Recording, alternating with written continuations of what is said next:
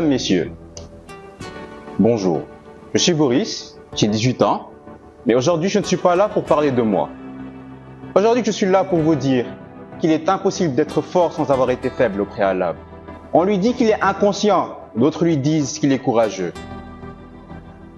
On dit qu'il est peureux, mais d'autres disent qu'il est prudent. Ma mère pense que je suis arrogant, et je pense que j'ai confiance en moi. Qu'est-ce qu'une force? Qu'est-ce qu'une faiblesse? Quelles sont les qualifications d'une personne forte ou d'une personne faible?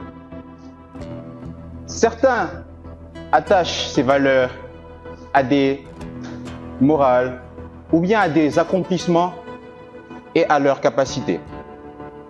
De mon point de vue, la force et la faiblesse, quelqu'un de fort ou de faible, on le remarque de par sa capacité à s'adapter, par sa capacité à franchir de nouveaux horizons, à ses accomplissements. Je commencerai dans un premier temps à définir les termes fort et faible et en deuxième temps à vous expliquer pourquoi être fort sans avoir été faible est tout simplement impossible. L'homme faible, la femme faible, c'est la personne qui ne sait pas ce qu'elle ne sait pas. C'est la personne qui ne connaît pas ses manquements. C'est la personne qui refuse de s'adapter, qui refuse de changer.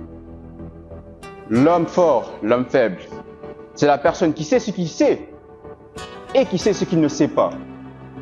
C'est la personne qui aime changer, se transformer pour devenir meilleur demain. Alors vous conviendrez avec moi que par définition, la personne qui est forte, c'est la personne qui sait ce qu'il sait et qui sait ce qu'il ne sait pas. Excusez-moi de la gymnastique intellectuelle. Autrement dit, nous ne pouvons savoir sans ne pas avoir su au préalable. Et à ce que je sache, nous sommes tous nés sans savoir. Nous sommes tous nés en étant un tableau vide, un tableau blanc qui s'est rempli après chaque nouvelle expérience, chaque nouvel événement, chaque nouvelle rencontre. Mais laissez-moi vous rassurer, mesdames, messieurs. Être fort ne veut pas dire ne pas avoir de faiblesse. Non, bien au contraire. Être fort signifie avoir des faiblesses et savoir quoi en faire. Parce qu'avoir des faiblesses et ne pas savoir quoi en faire, c'est là être faible.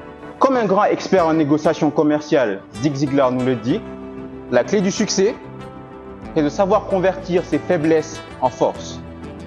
Et vous êtes d'accord avec moi que le succès ne trouve que la personne forte et non pas la personne faible. Laissez-moi vous raconter une histoire.